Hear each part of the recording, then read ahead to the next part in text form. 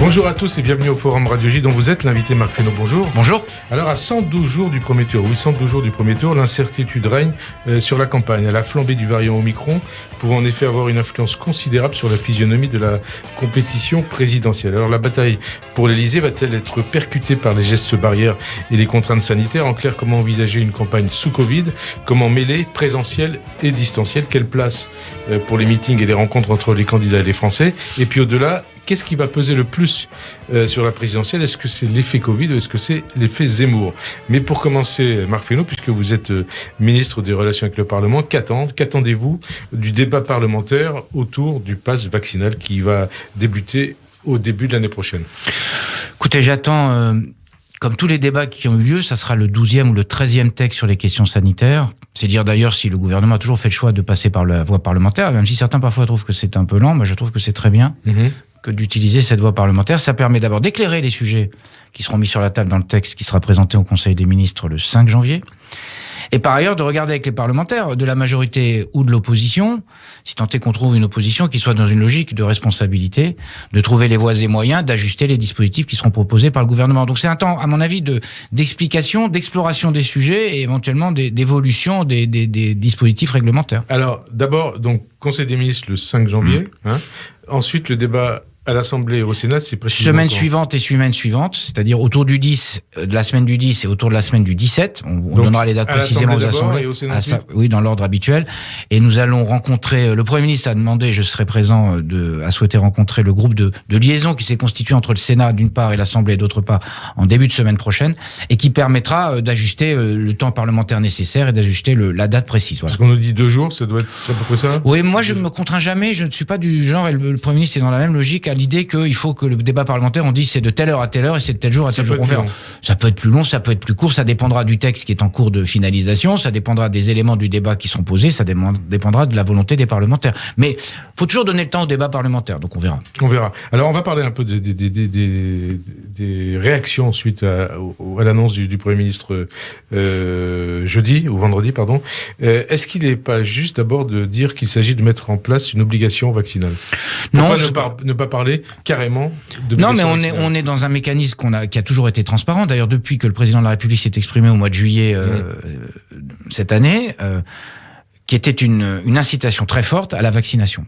Et dans le même mouvement, de faire en sorte que quand même on attire plutôt les gens, qu'on arrive à convaincre les gens. Je vous rappelle que à la même date l'an dernier, au mois de décembre, une grande partie des Français, de nos concitoyens, étaient contre ou très réticents à l'idée d'aller se faire vacciner.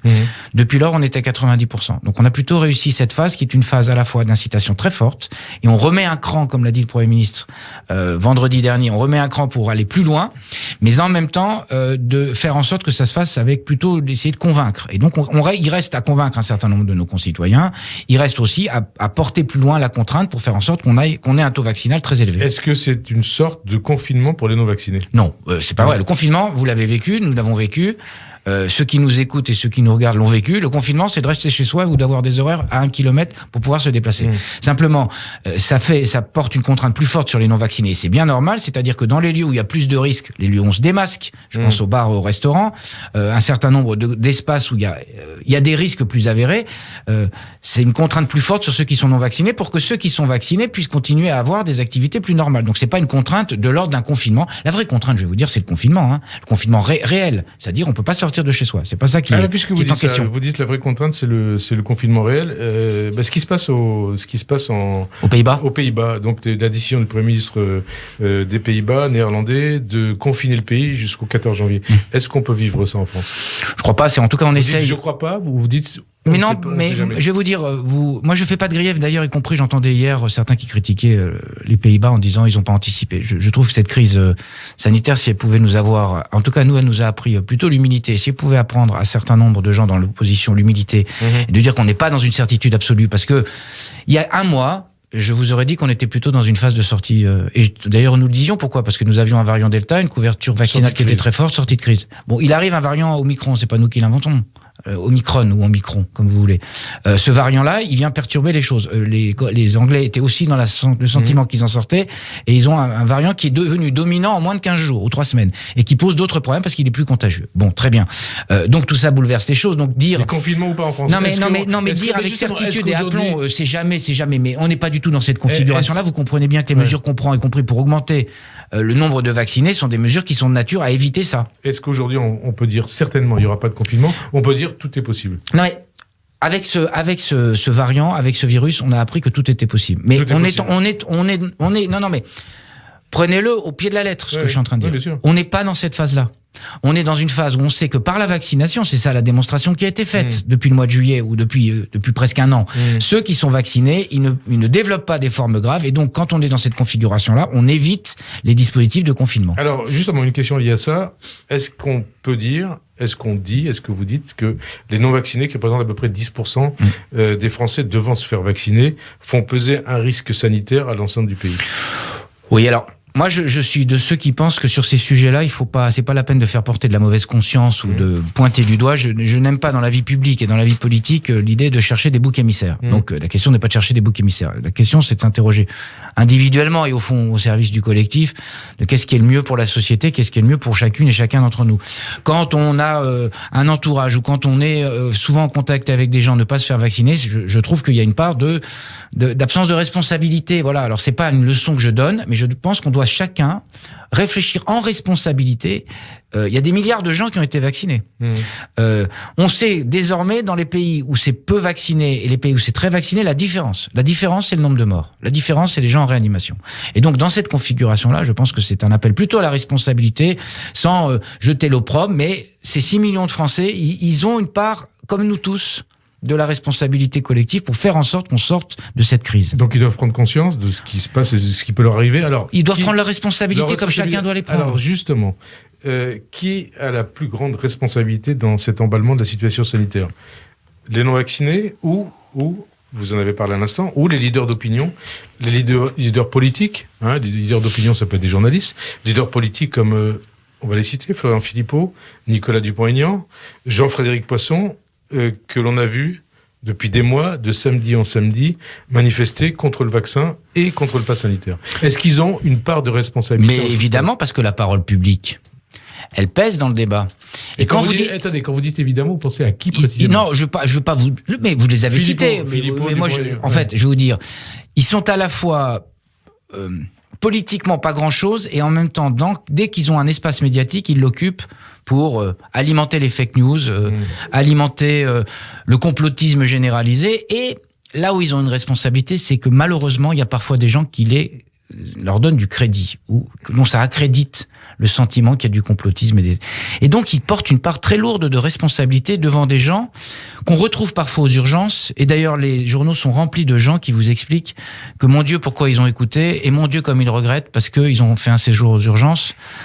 Quand c'est pas un séjour en réanimation, et quand c'est un séjour en réanimation, c'est pas un lit de rose, une réanimation. Une réanimation, c'est des années, des mois, des semaines, des années pour s'en remettre, et parfois il y a des gens qui ne s'en remettent jamais.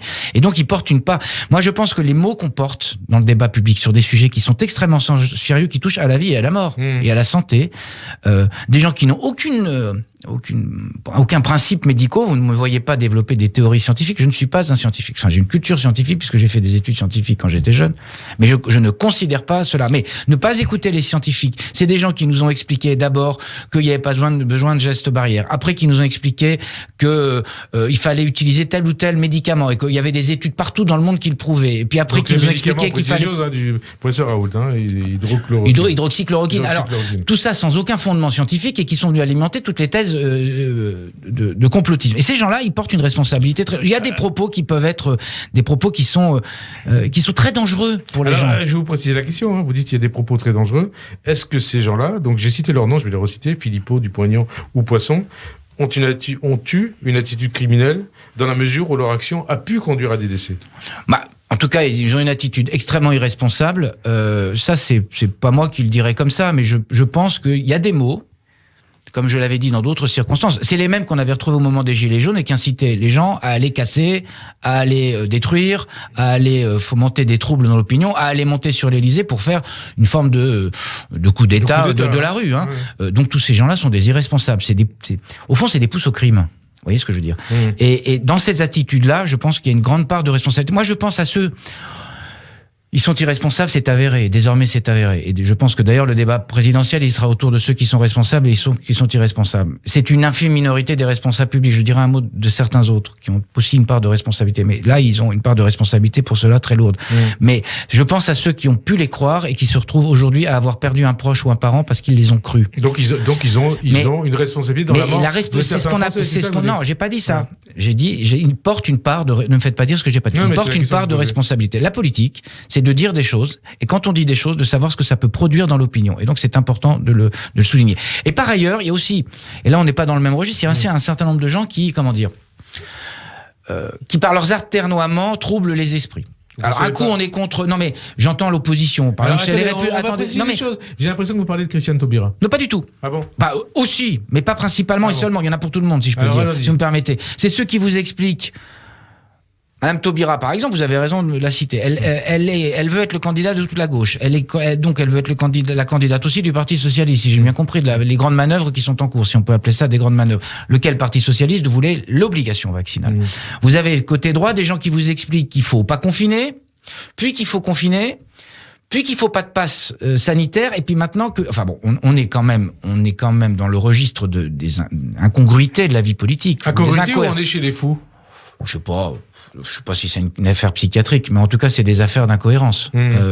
On a des gens qui disent tout et l'inverse de tout. Et moi, je pense, ceux dont on a parlé au début de cette conversation sur ce sujet, pour moi, c'est des irresponsables, ils sont discrédités. Ils sont discrédités. Mais les autres, ceux qui aspirent, ceux qui veulent, on va parler de la présidentielle, rentrer dans la logique présidentielle, et qui tournent au gré du vent et de ce qu'ils estiment être l'état de l'opinion. Nous, on a tenu le cap depuis le début. J'ai pas dit que tout avait été parfait, mais on a tenu le cap. Pourquoi ? Parce qu'on a estimé qu'à un moment, il fallait être capable de prendre des décisions qui étaient parfois difficiles, parfois impopulaires, mais qu'au fond, c'était l'intérêt du pays.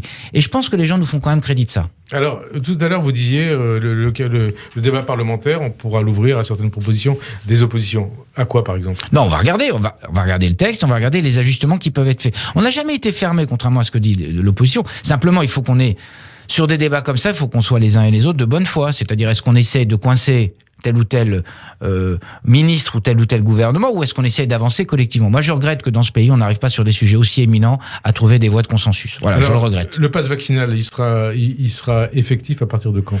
Vous connaissez le calendrier tel qu'on en a parlé. Donc, entre mi-janvier et 20 janvier, la fin du texte, son examen. Après, il faut qu'il y ait une lecture de commission mixte. Est-ce que si la commission mixte se met d'accord, tout ça nous amène plutôt fin janvier, puisqu'il y a aussi des règles qui sont simples, c'est que ça sera soumis, évidemment, j'imagine, ça sera déféré au Conseil constitutionnel. Mais est-ce que c'est pas un mois de perdu ?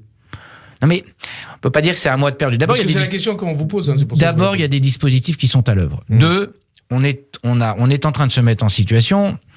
Là aussi, il faut regarder les faits plutôt que d'écouter des commentateurs de journaux télévisés ou de radio.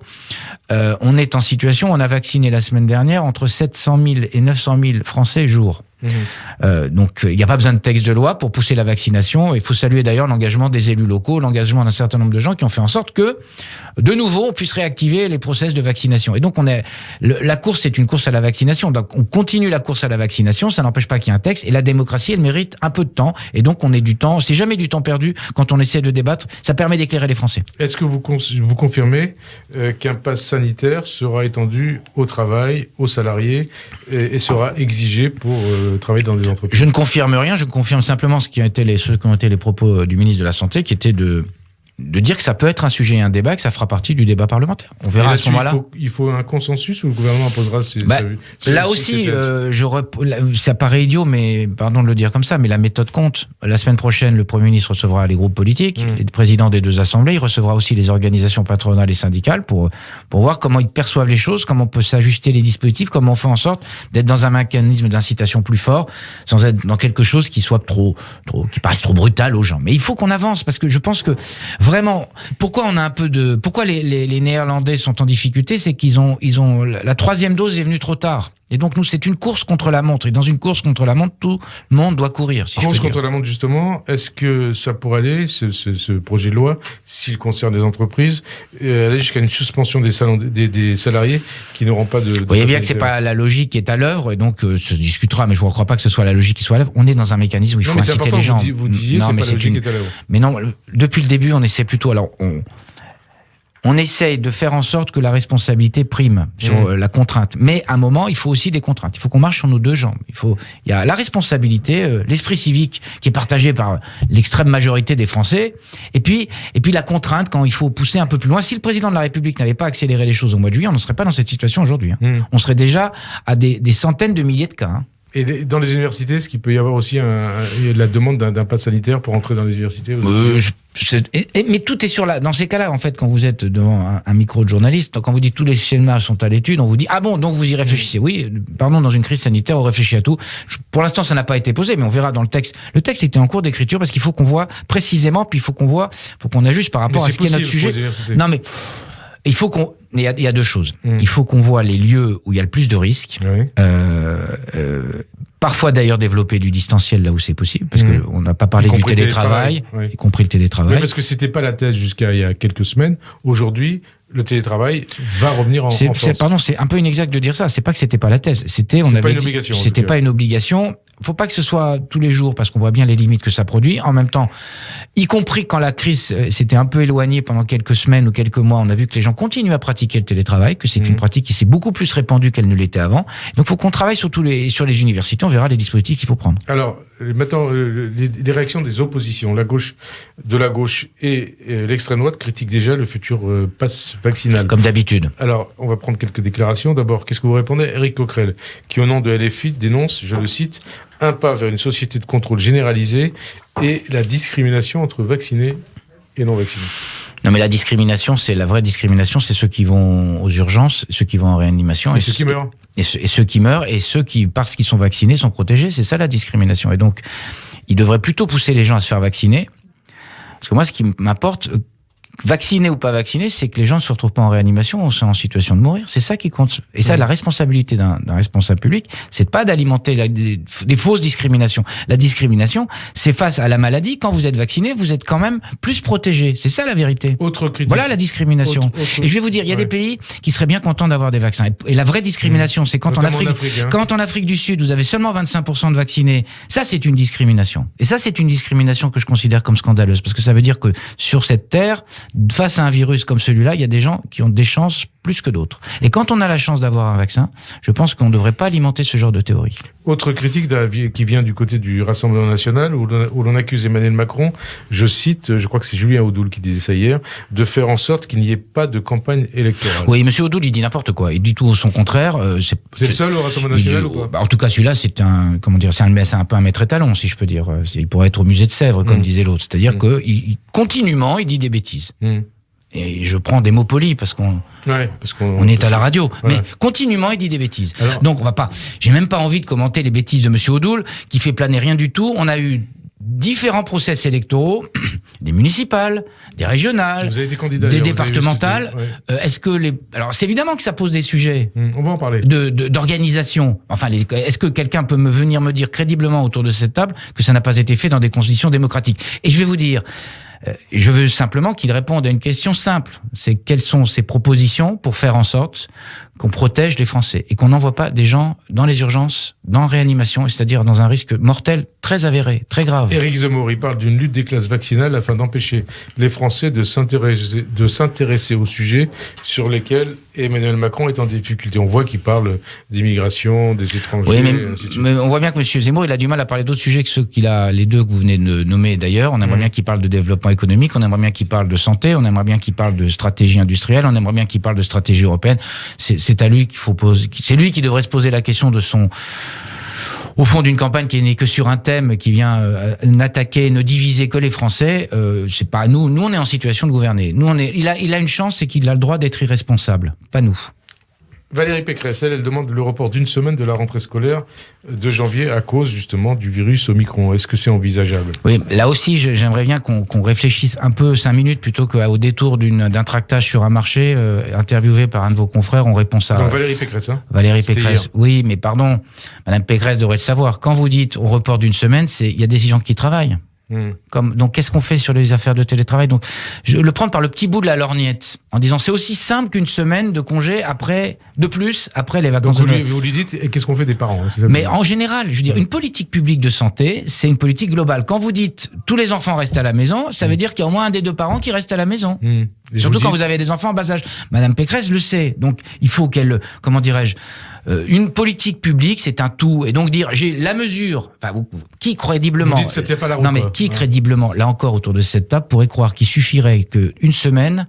Vous ne croyez pas qu'il y a quand même un sujet d'abord de vaccination, qu'il y a un sujet de gestes barrières, qu'il y a un sujet de faire en sorte que chacun d'entre nous réfléchisse dans son quotidien à faire en sorte qu'on soit moins en contact dans la période qui doit être la période difficile de Delta, Omicron, et hivernale. Donc, c'est pas une mesure comme ça qui est de nature à faire la chose. Par ailleurs, la France, elle devrait s'en souvenir aussi, a fait le choix plus tôt de faire en sorte que les jeunes, on verra les dégâts dans 2, 3, 4, 5 ans dans un certain nombre de pays.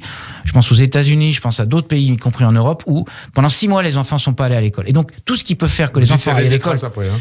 Ben oui, c'est socialement, ça laisse des traces. Et c'est plutôt chez les Français qui sont les plus modestes que ça laisse le plus de traces. Défavorisés. Ben oui, donc c'est une affaire, là pour le coup, c'est une affaire de discrimination sociale. Et vous dites donc ce que dit Valérie Pécresse, donc le report d'une semaine de la rentrée, c'est pas tenable. Non, mais ne me faites pas dire, je vois bien. Non, mais c'est une question que je vous pose. Non, mais j'ai bien compris que c'était une question, mais je dis pas ça, je dis, est-ce qu'on pourrait sérieusement regarder l'ensemble des sujets que ça pose ? Alors, voilà, on verra. Autre sujet que ça pose, c'est l'organisation de la campagne présidentielle.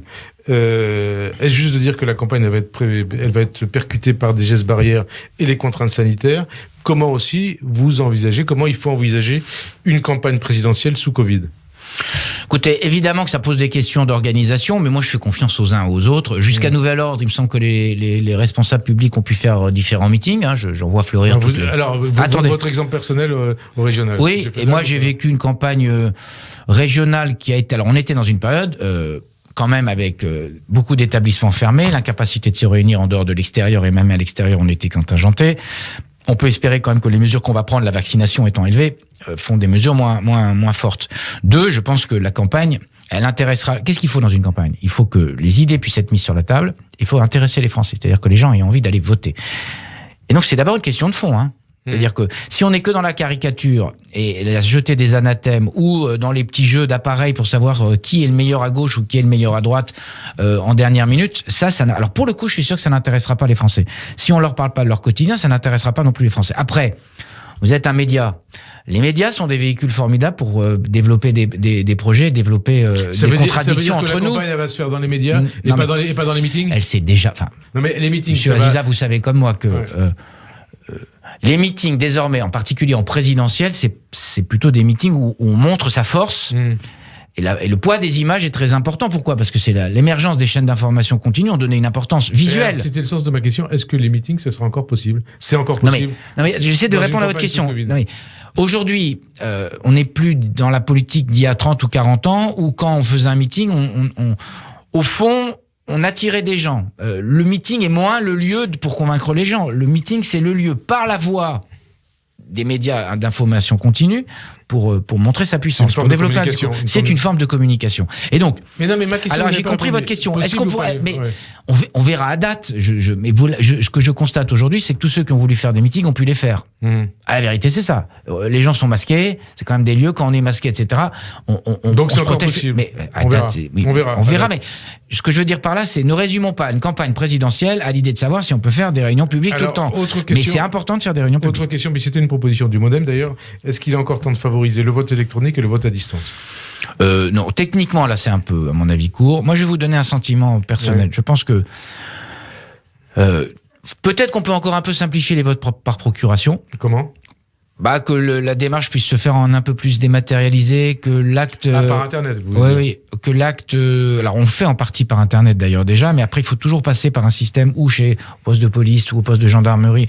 Peut-être il faut regarder ça. Est-ce que c'est faisable techniquement ? C'est-à-dire s'inscrire dans le cadre d'un vote par procuration sur Internet avec... C'est déjà le cas, mais après, vous le faites par Internet, mais après, vous devez valider définitivement en passant Et donc là, ça peut être... il faut regarder. Moi, ça peut être... Mais ça, c'est des choses d'ordre réglementaire, d'ordre pratique, d'ordre technique, ça peut se faire. Après, le vote électronique, le vote par correspondance à 4 mois d'une présidentielle. D'abord, nous aurions des débats. Évidemment, on nous ferait le grief de je sais pas quoi, de vouloir tronquer, de vouloir truquer. Et bon, très bien. Donc, ça mérite. À mon avis, c'est un bon débat présidentiel, mais ça pourra pas s'appliquer dans la présidentielle. Et la troisième chose que je veux dire, si vous voulez que les gens votent, il faut que le niveau du débat soit à la hauteur des attentes des Français. Donc des vrais projets, des vraies propositions. Des vraies propositions, des vrais débats. Et on peut, je pense, je crois que c'est d'ailleurs beaucoup de gens le souhaitent, on peut avoir des confrontations, on peut ne pas avoir le même projet économique, pas le même projet social, pas le même projet européen, mais pas être dans la caricature. Et se respecter, quoi. Se respecter et pas être dans la caricature. Parce que il y a beaucoup de gens que je vois être candidats et qui font au fond comme s'ils ne seront jamais élus. Alors c'est très confortable quand vous avez le sentiment que vous serez jamais élu, mais on voit bien ce que ça produit dans certains pays quand vous êtes élu, que vous tirez la pelote populiste et à quel point après quand vous êtes en situation, vous voyez bien, Monsieur Johnson, il a passé son temps à nous expliquer que le Brexit était une chose formidable. Et alors aujourd'hui ? Et alors vous demanderez aux Anglais aujourd'hui ce qu'ils en pensent. Voilà. Alors autre question, est-ce que, puisque c'est une question qui est posée notamment dans la presse, est-ce qu'on peut envisager un report de la présidentielle à cause du Covid ? Non, ça c'est pas du tout. Enfin, c'est envisagé. Je sais pas dans quelle presse, mais on a voté aux élections municipales, on a voté aux élections régionales et départementales. On trouvera les voies et moyens pour pouvoir voter. Il me semble que c'est la logique des choses que la démocratie puisse fonctionner. Le Parlement n'a jamais été interrompu dans ce pays. Alors, une campagne présidentielle sous Covid, ça peut déboucher sur quoi ? Est-ce que ça serait la prime au sortant ou ça serait un vote sanction contre le sortant, c'est-à-dire contre Emmanuel Macron? Comment vous sentez les choses? Moi, je vais vous dire, je pense que la campagne présidentielle, elle sera la prime aux gens responsables. Et je ne dis pas que nous soyons les seuls. C'est qui les autres? C'est pas moi qui vais les nommer, je suis pas obligé de faire de la promotion. Non, ou pas? Parce que pour l'instant, je ne vois pas. Mais je pense que les gens qui développeront, pour l'instant, je ne vois plutôt des gens qui se saisissent de toute occasion et de toute difficulté du pays pour dénigrer leur propre pays. Je me souviens l'an dernier à même date, une fois qu'on avait vacciné la fameuse Morissette, on nous a expliqué que le pays n'était pas prêt, qu'il n'y avait pas les doses, qu'on n'avait pas l'organisation, que ce gouvernement ne saurait pas faire. Certains disaient qu'il faudrait pratiquement 1000 ans pour... Oui, je me souviens d'un député, je crois que c'est Éric Ciotti, qui disait qu'il faudrait lui donner des centaines d'années ou 1000 ans pour vacciner les Français. Avec un espèce de dénigrement de ceux qui se battaient tous les jours, les médecins, les professions autour de la médecine, les paramédicaux, le système de santé, le système des élus locaux, tout ça avec un espèce de dénigrement. Au bout du compte, on est le pays d'Europe, pour ne pas dire du monde, quasiment, qui a le plus vacciné. Donc, il faut qu'on arrête dans ce pays, quand on est responsable politique, de dénigrer son propre pays. Qu'il y ait des écueils, qu'il y ait des difficultés, qu'il y ait des défauts, mais c'est la vie, et c'est la vie politique, et c'est la vie tout court. Mais quand même, on a plutôt avancé sur ce sujet-là. Et donc, aujourd'hui, je vois plutôt des gens qui essaient de saisir des difficultés pour essayer d'en tirer leur miel. Mais je pense je ne désespère pas qu'y compris dans l'opposition, il y ait des gens qui viennent confronter des points de vue, qui soient confronter des points de vue, des gens qui sont des responsables, des gens qui ne changeront pas de cap au moment où ils ont été élus. Le président de la République, il a été élu sur un projet. Malgré les difficultés, le cap a toujours été tenu des grandes stratégies qui étaient les nôtres. Libérer, protéger, toujours. Toujours on a tenu ce cap-là, malgré des écueils qui ont été très puissants. Et donc, je pense que c'est ça que sanctionneront les gens. Ce que je suis certain que les Français sanctionneront ceux qui les amènent au fond au chaos ou à l'inconnu. Et qui les amène au chaos, à l'inconnu? Ben, vous voyez bien tous les populistes qui sont à l'œuvre. Que vous disiez-vous? Mais Monsieur Zemmour, Madame Le Pen, Monsieur Mélenchon, ils les amènent dans une espèce d'inconnu ou de chaos qui soit la division des Français les uns contre les autres, de telle ou telle catégorie les uns contre les autres, soit l'isolement de la France sur la scène européenne, enfin, et qui par leurs mots, comment dirais-je, fragmente la société. Et je note que parmi les gens qui amènent les Français vers le chaos, c'était pas Valérie Pécresse. Bah, la difficulté de Valérie Pécresse, pour moi, c'est que je ne sais pas ce qu'elle pense. Voilà, parce que soit elle pense comme Monsieur Ciotti, qui pense comme Monsieur Zemmour, si j'ai bien compris, soit elle pense comme d'autres. Donc, j'ai difficulté à juger d'un programme que je vois pas, parce que je trouve que on n'est pas du tout dans le en même temps, on est dans le grand écart. C'est pas du tout la même chose. Ouais. Ça n'est pas des projets qui se ressemblent, c'est des projets extrêmement dissemblables. Mme Pécresse, elle est à la fois avec M. Ciotti qui dit qu'il faut sortir des traités européens, et elle dit qu'elle est européenne. Mais on peut pas faire l'un et l'autre. Ça ne marche pas. Il y a pas c'est pas en même temps. Non, mais ça n'existe pas, cet en même temps-là, parce que vous n'allez pas dire je sors de tel traité et pas remettre en cause la construction européenne. Et sur des tas de sujets, elle dit je veux supprimer 200 000 fonctionnaires. Et elle dit, ou c'est d'autres partis. C'est un peu ce que disait Emmanuel Macron il y a 5 ans. Ils disent il faut maintenir les personnels de santé, il faut plus pour la justice et la police, que nous avons fait, ce qu'elle n'a pas fait quand elle était en situation. Il faut juger les gens sur les actes. Les mots, c'est très joli, les mots. Mais les actes, ça compte dans la vie. Madame Pécresse, elle a été membre d'un gouvernement qui a diminué le nombre de fonctionnaires. Bon. Et elle nous dit qu'elle va continuer. Certains ministres d'aujourd'hui, Bruno Le Maire et ainsi de suite, appartenaient au même gouvernement. Non, mais oui, mais que chacun fasse son, comment dirais-je, son examen de conscience, si je peux dire. Et nous, on a bien pris connaissance et conscience du fait. On avait pris un engagement de renforcer les effectifs de police et de gendarmerie. C'était dans le programme du président de la République. À l'époque, Emmanuel Macron candidat. Pourquoi ? Parce qu'on avait vu qu'il y avait un défaut là. Et on a vu aussi dans cette crise les difficultés qu'il y avait dans le Ségur. Donc on a mis les moyens. Donc on peut pas dire je supprime 200 000 fonctionnaires et en même temps, je veux que l'État soit plus puissant. Ça n'existe pas. Alors, dans ce contexte de campagne sous Covid, sur quel thème doit se jouer la présidentielle ? Est-ce que c'est sur le social, le pouvoir d'achat, la santé ou le régalien, la sécurité, l'immigration ? Mais moi, je pense qu'une campagne présidentielle, c'est une cohérence d'ensemble et un tout.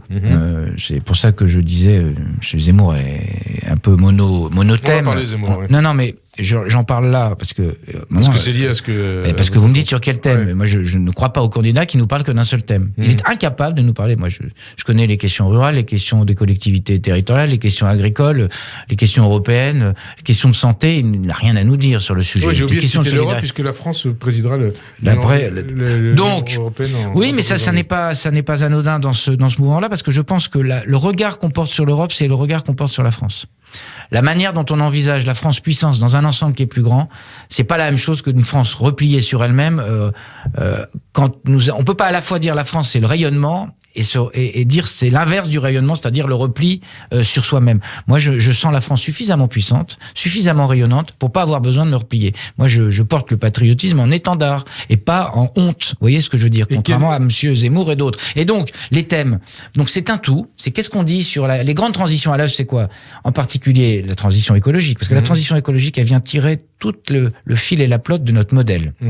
Notre modèle économique, notre modèle social, notre modèle de solidarité. Il faudra qu'on parle du modèle de solidarité. On voit bien que la crise Covid l'a révélé, mais que le système de santé avait été profondément bouleversé et amoindri par des dizaines d'années de politiques qui étaient des politiques de réduction de la dépense. Les oppositions vous disent, c'est depuis 5 ans que c'est comme ça. Non, mais c'est franchement, il faut qu'ils regardent. Je ne veux pas rentrer dans la technique, mais l'évolution des dépenses de santé depuis 5 ans et avant, c'est le jour et la nuit. Mais quand je dis c'est le jour et la nuit, c'est le jour et la nuit. Donc je suis pas affolé de ce genre d'argumentation parce que les Français, ils sont comme vous et moi, ils regardent les chiffres et ils sont pragmatiques. Donc ils vont voir ceux qui racontent des balivernes et ceux qui racontent la vérité. Donc c'est pas un problème ça de ce point de vue-là. Donc le modèle économique et social, les grandes transitions qui sont à l'œuvre et qui font peur à beaucoup de nos concitoyens et on peut le comprendre parce qu'ils ont l'impression que ça les met dans des situations d'impasse. Quand vous avez, moi je suis dans une commune de 700 habitants, quand vous n'avez pas de véhicule, dans ma commune, c'est pas la peine de nous inventer les pistes cyclables et les trottinettes. Parce que les gens, ils vont travailler à 30 km. Et en cette saison, et même pas en cette saison seulement, quand vous avez 50 ou 55 ans, et même quand vous avez 30 ans, vous n'allez pas faire du vélo et des trottinettes le long des routes. Vous avez besoin d'une voiture. Et vous avez besoin d'Internet aussi dans ces Et vous avez aussi besoin d'Internet. Alors ça, on l'a fait. Et donc, nous, notre posture, le gouvernement, cette majorité, c'est de dire, il faut à la fois qu'on engage les gens à changer de véhicules pour aller vers une économie, des véhicules qui soient moins dépendants du pétrole 1 et 2, décarbonés, et donc vers l'électrique. Mais c'est pas on interdit les véhicules. Donc il y a besoin de cette transition. Puis le troisième sujet pour moi, on voit bien que les réseaux sociaux, les chaînes d'information continue, l'espèce d'immédiateté de l'information crée une espèce de tension sur le monde politique. Qui fait qu'on n'arrive pas à prendre des décisions avec assez de recul. Donc on a un sujet démocratique. Vous parliez tout à l'heure dans le débat parlementaire en disant « un mois, c'est long ». Quand même. Si on n'est pas capable d'avoir un débat parlementaire d'un mois, c'est qu'on a un problème dans ce pays. On doit pouvoir avoir démocratie, est-ce que ça implique aussi de réfléchir une fois pour toutes sur la proportionnelle ou législative? Alors attendez, il n'y a pas que ça. La démocratie, c'est pas que la proportionnelle. La proportionnelle, c'est un élément qui permet pour moi de construire des majorités qui soient des majorités de projets. De coalition comme en Allemagne, par exemple. Pas de coalition, parce que je ne crois pas qu'on ait la culture allemande. Mais en tout cas, des majorités de projets. Il y a bien des gens, y compris dans l'opposition, à droite ou à gauche, qui auraient sans doute voté des textes s'ils n'avaient pas été élus, simplement sur l'idée qu'ils étaient contre nous. Mais simplement, ils auraient été élus sur leur projet ou leurs valeurs. Encore faut-il qu'ils le déterminent. C'est bien ça leur sujet. Mais s'ils avaient été élus sur leur projet et leurs valeurs, il y a des textes qu'ils auraient dû voter. Or, ils ne l'ont pas fait. Pourquoi ? Parce qu'ils se sont sentis majorité-opposition. Et la proportionnelle permet d'éviter ça, me semble-t-il. Mais ce n'est pas le seul outil. Il faut que... j'ai toujours prêché, comme député, président de groupe et comme ministre des Relations avec le Parlement, pour une forme de renforcement des pouvoirs de Parlement, que le Parlement ait un peu plus de temps, y compris pour le contrôle, pour ajuster la loi, pour faire de l'évaluation. Il y a tout ça qui est devant nous. Puis je suis ministre aussi de la participation citoyenne. Permettez d'en dire un mot quand même. Je pense qu'on a besoin aussi, en continu, de mieux associer les citoyens. On est dans un monde extrêmement complexe qui produit beaucoup de contraintes. Et il faut qu'on puisse embarquer les gens et ne laisser personne sur le bord du chemin qui ait le sentiment qu'au fond, on lui explique quelque chose qui n'existe pas, qui ne perçoit pas. Ça veut dire que c'est une réponse quelque part aussi aux Gilets jaunes ? Oui, enfin, c'est une part de réponse aux Gilets jaunes. Mais les Gilets jaunes, les sociologues le diront un jour, c'est une affaire beaucoup plus complexe. Je pense que c'est la sédimentation de gens qu'on a marginalisés pendant 30 ou 40 ans. Alors, on le prend, nous, si je peux dire, on prend la paume, parce que sans doute il y avait eu des mesures qui n'avaient pas été comprises. Mais c'est pas seulement ça. On a bien vu que c'était un mouvement de gens qui, par le gilet jaune d'ailleurs, disaient on existe. On n'est pas dans les grands centres urbains, mais on existe. Écoutez-nous. Une question, je parle du candidat Macron. Vous êtes d'accord, il va être candidat Macron ? En tout cas, je le souhaite. Vous souhaitez. Alors, qu'est-ce qui va lui manquer au candidat Macron ? L'absence de réformes emblématiques pendant son quinquennat, ou les critiques dont il est l'objet en matière de sécurité et d'immigration ? Rien de tout ça n'est vrai. L'absence de réforme, écoutez, la réforme du droit... On pense à la réforme des retraites. Non mais d'accord. Vous en prenez une et vous masquez toutes les autres. La réforme de la SNCF, la réforme du droit du travail, les grandes réformes qu'on a portées sur les questions agricoles. Macron, président dirige avec non mais très bien. la suppression de l'ISF. Oui, mais ça, on peut toujours raconter tout ce qu'on veut. Le président de la République avait dit on supprime la part de l'ISF pour faire en sorte que le pays soit plus attractif. La vérité, est-ce que le pays est plus attractif aujourd'hui ? La réponse est oui. Est-ce que le pays se réindustrialise aujourd'hui ? C'est oui. Alors, on ne réindustrialise pas en 5 ans. Mais le mouvement qu'on a pris, je mets au défi n'importe lequel des candidats de faire différemment en termes de politique, territoire d'industrie, les politiques de réappropriation territoriale, qu'il faut qu'on redonne un destin au territoire. Si je trouve un candidat qui dit qu'il fallait pas faire ça, vous essayerez de voir si vous en trouvez un. Donc, c'est que cette politique était pas si mal, et donc je pense que là-dessus, et par ailleurs sur le régalien, nous serons le gouvernement qui aura augmenté le plus les moyens de la justice, de la police et de la gendarmerie. Est-ce que ça suffit ? Peut-être qu'il faudra aller plus loin. Mais en tout cas, nous, on a fait. On n'est pas dans le déclamatif et le déclaratif. On fait. Alors, autre question, il nous reste 9 minutes, donc pas mal de questions. Et donc, on attend vos réponses. Qu'est-ce qui va le plus peser sur la présidentielle ? C'est l'effet Covid, on vient d'en parler, ou l'effet Zemmour ? Je pense que l'effet Zemmour... quand bien même il soit dans une espèce de gradation qui vient tous les jours essayer de diviser le plus encore les gens les uns contre les autres, moi je n'ai jamais cru au fait qu'il pouvait porter un projet crédible. Voilà, parce que... mais il y a un effet Zemmour. Non mais d'accord, mais dans le choix c'est comme l'effet, c'est un effet, un effet, un artefact aussi. Ça c'est un effet, mais moi je me refuse, et je l'ai dit il y a très longtemps, donc je vais pas faire l'inverse à votre micro. Je me refuse à polariser une campagne sur quelqu'un qui n'a rien d'autre à nous dire que les thématiques qu'on entend sur les questions migratoires. Attendez. Donc l'effet Zemmour, non, parce que je pense que les Français ont besoin à la fois qu'on leur parle du moment qu'on vit là, mais pas seulement du moment qu'on vit là. Quelles conséquences on en tire en termes d'organisation de la société, un projet société, quoi. Quel est le projet société ? Je pense que là-dessus, c'est plutôt là-dessus que ça se jouera. Mais la crise Covid, elle a révélé des fractures, elle a révélé des solidarités, elle a révélé la forte dépendance de notre pays et de l'Europe à des pays tiers sur les masques. Et donc tout ça a réinterrogé notre modèle et a mis en lumière ce que, compris le président de la République avait dit dans son discours de la Sorbonne et sur les sujets européens. C'est-à-dire que si nous n'étions pas une Europe puissance, alors là, on allait avoir de gros problèmes. Et la crise Covid l'a montré de façon absolument forte, dingue, si vous me permettez cette expression. Et donc ça, c'est ça qui sera le projet des gens. Zemmour. Comment vous expliquez qu'en 2021, et donc ça va être en 2022 dans quelques semaines, un candidat à la présidentielle, Éric Zemmour, puisse faire campagne autour de thèmes racistes, anti-musulmans, théorie du grand remplacement, réhabilitation de Pétain, révisionniste donc, remise en cause du discours du Veldiv de Jacques Chirac, qui avait été salué par toute la classe politique en 1995, et même l'innocence du capitaine Dreyfus. Comment on en arrive là aujourd'hui ? C'est une perte de l'esprit. C'est dans les moments de trouble, il y a toujours des gens qui s'érigent en personnalité, qui revisitent l'histoire. Vous dites c'est un falsificateur de l'histoire, un révisionniste ? Ah bah oui. Enfin quand on dit ce qu'on dit sur Dreyfus, quand on dit ce qu'on dit sur Pétain, je ne pensais pas qu'on verrait quelqu'un nous redire du bien de Pétain. Voilà.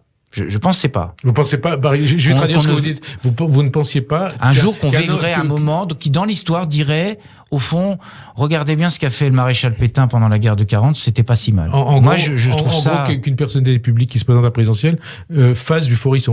Bah oui, c'est quand même une drôle. Enfin, c'est un drôle de comment dirais-je, je trouve ça lunaire. Je trouve ça tellement, au fond, c'est la négation au sens premier du terme. C'est la négation de ce que sont les faits. Et c'est une violence et une offense faite aux enfants, aux petits-enfants et aux arrière-petits-enfants de déportés. Et au juste. Et au juste. Et à ceux qui, eux, ont vu ce que faisait Pétain et qui, eux, ont bataillé contre Pétain. Et moi, je pense à tous les Français... alors l'histoire est un peu longue, alors du coup il peut se permettre de dire ça, mais il y a quand même des enfants et des petits-enfants, il y a quand même des gens et des arrière-petits-enfants, des gens qui dans leur famille, dans leur chair, ils ont une histoire, il s'est passé des choses en France. Et donc je pense aux résistants, aux victimes, aux juifs, aux communistes, à tous ceux qui ont envoyé pour leur orientation sexuelle dans les camps de concentration et qui doivent se dire mais mon Dieu, où est-on tombé? Mais dans les périodes de troubles naissent toujours ce type de personnalité. Mais jamais ça n'a été la solution. Je ne connais pas. Si quelqu'un peut me trouver un moment historique où des gens qui attisent la haine, la peur, le racisme, l'antisémitisme, ou qui jouent avec ces choses, ces concepts-là. Et là, vous parlez de Zemmour, hein. Oui, bien sûr. Il joue avec l'antisémitisme. Oui. Est-ce qu'il n'est pas quelque part en train d'inoculer un poison mortel au sein de la société française, au sein du débat politique? Oui, mais ça, à nous, à la fois d'en parler et de pas polariser dessus. C'est pour ça que j'ai pas envie que vous n'avez pas vu dans cette émission. Occuper l'ensemble, parce que il n'est pas mon obsession. Mon obsession, c'est de répondre aux besoins des Français. Mais je vois le poison qu'on essaie d'inoculer. Et c'est le symptôme d'un pays qui déraille ou pas? Non, c'est le symptôme d'une période qui est une période de grands troubles, comme on a connu précédemment. Les années 30 ont été malheureusement un exemple, mais avant les années 30 d'ailleurs. Faire Dreyfus, c'est pas les années 30. Oui, bien sûr. Il y a des périodes de troubles des esprits. Et dans la période de troubles des esprits, c'est pas nouveau dans l'histoire du monde, ça non plus. Monsieur Zemmour, il est pas nouveau dans l'histoire du monde. Sauf que l'histoire nous apprend que des gens comme Monsieur Zemmour, ils nous amènent à la catastrophe. Ils nous amènent au chaos. Ils nous amènent à la guerre civile. Et donc, ces gens-là, on doit les écarter, mais les écarter pas en faisant un punching ball obsessionnel. Moi, je vais pas m'obséder de Monsieur Zemmour. Simplement en répondant aux questions des Français. Donc, Zemmour amène à la guerre civile. Essayez pas de me faire dire. Ce genre de comportement. Ouais. Quand vous dressez les gens contre les autres, je l'avais dit au moment de la crise des Gilets jaunes sur un certain nombre ça pousse à la confrontation. Alors, et quand ça pousse à la confrontation, où ça peut mener? Alors, autre question, ça concerne Valérie Pécresse. Elle bénéficie d'un début de dynamique dans les sondages. Est-ce qu'elle risque pas de concurrencer Emmanuel Macron chez les électeurs de droite modérée? En gros, est-ce qu'elle va pas lui piquer des électeurs? Moi, je vous ai dit ça tout à l'heure et je le redis, je ne vois pas pourquoi, parce que moi, vous parlez du grand écart. Oui, le grand écart qu'elle produit d'un point de vue programmatique, essayant de tenir tous les bouts de 25 bouts avec une ligne, enfin, je veux dire, chez les LR. Moi, je suis très respectueux des partis politiques. Et d'ailleurs, je suis assez malheureux de voir, et à gauche et parfois à droite, parce que moi, j'ai une culture de partis politiques. Donc moi, je suis pas pour la démolition des partis politiques. Je trouve que ça n'a aucun intérêt. Mais on a besoin dans les partis politiques d'avoir des lignes claires. Et Mme Pécresse n'a pas une ligne claire. Parce que ce que j'ai dit sur les fonctionnaires, ce que j'ai dit sur l'Europe, ce que j'ai dit sur l'état de droit, on peut pas dire dans la même phrase tout et son contraire. Et donc c'est là-dessus qu'on bataillera. Et moi je pense que dans ce registre-là, s'il s'agit de savoir qui est modéré, vous voyez de quelle famille politique je suis, auprès de François Bayrou, au mouvement démocrate depuis des années, et sans avoir jamais dévié de ligne. Alors je pense que de ce point de vue-là, les gens reconnaîtront les choses et verront où sont les modérés et les gens qui disent quelque chose dont on peut dire avec crédit qu'ils le tiendront. Parce que Mme Pécresse, elle peut dire des choses sur les tribunes. La moitié de ce qu'elle raconte, le jour même, elle est obligée d'y renoncer. Justement, le MoDem, vous êtes l'un des dirigeants du MoDem auprès de François Bayrou. Quel rôle pour le MoDem dans la campagne? Et qui incarne le mieux le centre au sein de la majorité? Est-ce que c'est le MoDem de François Bayrou ou est-ce que c'est le parti Horizon d'Édouard Philippe? Il y a deux choses distinctes. La place du MoDem d'abord, la place du MoDem dans la campagne, ça va être une place qui est celle de l'allié historique. Et au moment où d'ailleurs la gauche est en train de savoir s'il faudrait pas faire une primaire. Non, parce que c'est le moment de le dire. Au moment où il faudrait faire une primaire, où tout le monde dit qu'il faut faire une primaire et personne faut se retirer. Je rappelle qu'en 2017, François Bayrou, il n'a pas dit qu'il faut une primaire. Hein. Il a dit je me range derrière Emmanuel Macron. Hein. Je considère que ce candidat peut gagner et donc je suis capable moi-même de faire œuvre d'abnégation. Donc tous ceux qui nous font la littérature à gauche, qui nous expliquent qu'ils sont prêts à s'effacer, mais qui jamais ne s'effacent. Il devrait s'inspirer de ce que nous avons fait, nous, Mouvement démocrate, en 2017. Mais en même temps, nous avons un pacte fondateur avec le président de la République. C'est la force constitutive du Mouvement démocrate et d'En Marche qui s'est constituée à ce moment-là. Et donc, l'espace central, il est plutôt là. Et après, avec Édouard Balladur, avec lequel, comme vous le savez, j'entretiens... Pas Balladur, Édouard Philippe, pardon. Avec lequel j'entretiens... Lapsus, c'est intéressant. Avec lequel j'entretiens de très bonnes relations. Il est plutôt sur l'espace plus à droite, mais la droite républicaine est la droite responsable, la droite qui a pris ses responsabilités en 2017. Et il faut saluer ceux qui, à droite, en 2017, Édouard Philippe en tête, ont fait le choix de la responsabilité. Et donc, on a besoin de gens comme lui aussi dans l'espace public. Une ou deux dernières questions avant la fin de cette émission. Vous parlez de la gauche. Qu'est-ce que vous inspire la situation à gauche et l'annonce, justement, par Christiane Taubira de sa possible, et ne dit pas qu'elle est candidate encore, de sa possible candidature à la présidentielle. Christiane Taubira. Moi, rien de Christiane Taubira, alors sauf que je n'ai pas oublié ce qu'elle a dit sur les questions vaccinales, et hier, que dans la même journée, en Guyane, en expliquant qu'elle n'avait pas de données, qu'au fond, elle se demandait si c'était bien opportun, et hier, dans la même journée, d'expliquer qu'elle n'avait pas d'avis sur la politique gouvernementale, et l'après-midi, expliquer que le gouvernement était dans son rôle. Quand on veut gouverner, quand on veut... Non, mais au-delà de Madame Taubira, quand on veut gouverner, il faut avoir un peu l'esprit là aussi de responsabilité. Et deuxième élément, je viens de le dire, je pense que moi, je ne suis pas un électeur de gauche historique. J'ai jamais été situé là. J'ai toujours été situé dans l'espace central. Mais je pense aux électeurs de gauche qui doivent être malheureux de voir des gens qui ne parlent que d'eux. Depuis 10 jours, on ne parle que d'eux. De Madame Hidalgo, j'y vais pas. De Madame Taubira, j'y vais pas. De Monsieur Jadot qui dit j'y vais pas. Enfin, je vois bien parfois Monsieur Roussel qui essaye, lui, du côté du Parti communiste, de développer des idées. Il a raison, faut développer des idées. Et alors, une question. Je suis pas communiste, hein. On est à 112 jours du premier tour. Qu'est-ce que vous souhaitez au second tour? Un second tour entre deux candidats issus des forces républicaines ou des partis républicains, ou un candidat, par exemple, un second tour entre Macron-Zemmour ou Macron-Le Pen. Mais moi, je trouverais plus sain dans notre démocratie qu'on ne soit pas toujours à se retrouver avec un deuxième tour avec un candidat populiste ou d'extrême droite. Très bien. Macron-Pécresse, ça serait bien. Et donc, mais après, je suis pas du genre à faire de la tactique en disant c'est mieux tel ou tel. Les Français choisiront le deuxième tour. L'important, c'est que le président de la République soit candidat, s'il l'est, soit au deuxième tour et soit en situation de gagner le deuxième tour. Dernière question, vous avez un vœu pour 2022 ? De l'apaisement. Alors on va vous écouter. De l'apaisement pour chacune et chacun d'entre nous, et que, au fond, on retrouve la sérénité qu'on a un peu perdue, et qu'on retrouve dans ce monde, dans ce jour sans fin qui est en permanence le nôtre, qu'on ait le sentiment qu'on passe à autre chose. Merci en tout cas Marc Fesneau d'avoir répondu à notre invitation. Bonne fin d'après-midi sur Radio J, bonne fin d'année aussi. Bonne fin d'année, bonne fête à tous. Et rendez-vous en janvier pour de nouvelles aventures présidentielles. Merci. Merci à vous.